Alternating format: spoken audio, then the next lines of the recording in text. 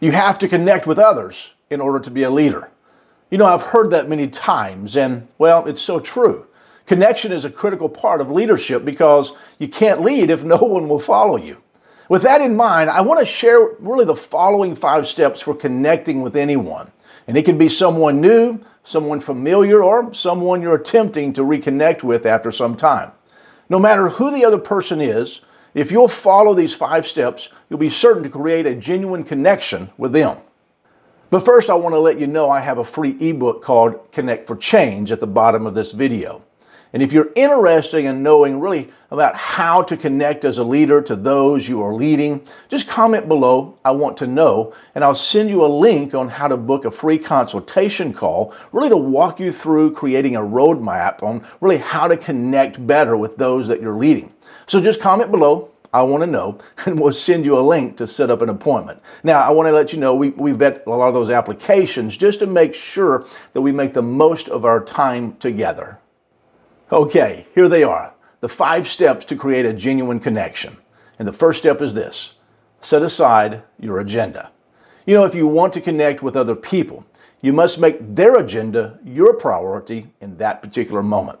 Genuine connection isn't about making sure people understand you. It's about making sure you understand other people. You see, we need to clear our mind of really our own worries, our own fears and ambitions, and even plans in order to really focus on what the other person has to say. Step number 2, ask curious questions. This goes hand in hand with my first point because the practical step for getting out of your own head is to ask questions that help you get into the head of the other person. Curious questions have a layering effect that, build on one another and help drive the conversation to new and interesting places. Curious questions also help the other person know, you're engaged with them and you want to keep the conversation and the connection going. Step number 3, lean into the conversation. This is the midpoint of connection, and it's really where self-discipline is most important. Leaning into a conversation is not the same as taking over a conversation. Leaning in does not mean shifting the rest of the conversation to you and your interest. Leaning in really means increasing your curiosity and adding in thoughts that really spur the connection deeper. It's renewing your interest in your connection with that other person. Step number 4, make a memorable moment. Memorable moments don't need to be manufactured, but they do need to be sought. A connection becomes really memorable when both parties walk away with something positive to hold on to. Making a memorable moment doesn't require a lot, but it does require authenticity on your part. You can make a memorable moment really by zeroing in on significant lessons that you're learning or a statement that impacted you. It could be a shared laugh, a moment of grief, or a deep sense of community with that other person. And lastly, step number 5, keep the connection alive. While it's hard to create a connection, keeping one alive is considerably easier. It's an intentional decision to keep the other person with you in some way. You might exchange encouraging text or send one another helpful emails from time to time. Maybe it's just the courtesy of remembering that person's name so you can greet them and quickly reconnect the next time you see them. Do what you need to do to keep the spark alive so you can build on it in the future. Communicating to connect is so important because it's about how we can connect for change. I've talked about many times about 3 questions that people really ask us all the time.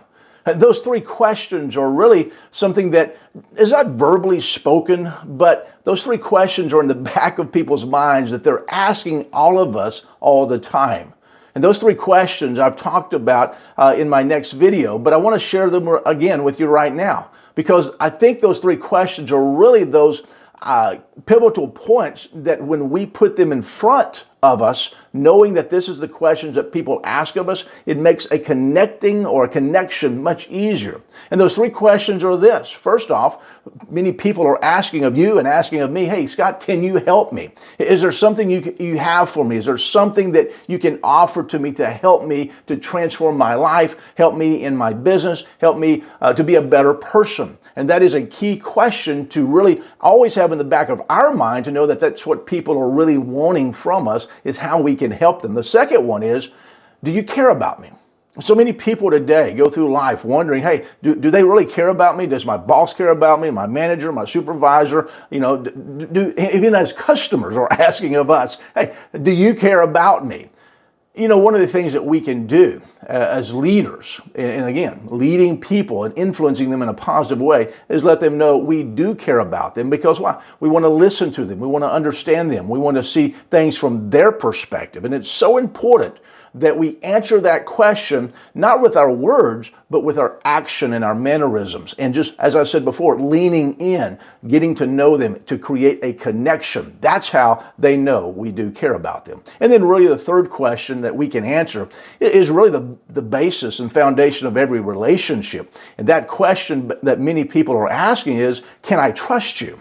Can I truly trust you with really, my desires, my goals, my dreams, especially if you're a leader, a manager, a boss, a business owner, for your customers, for your teammates. Everyone is asking, can I trust you? And how do you let people know that they can trust you? Well, again, you put their interests, their agenda ahead of yours. And that's hard to do many times because many times we have things that we're trying to get people to do. We're trying to inspire people.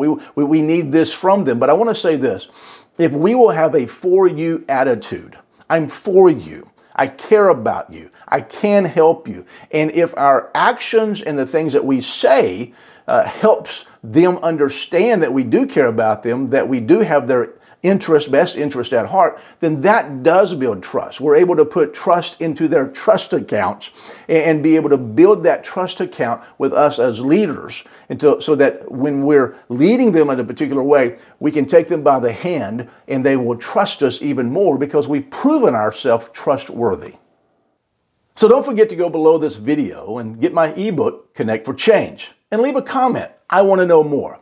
And we'll send you a link to set up an appointment for a free consultation call to walk you through creating a roadmap on how you can connect better with those that you're leading.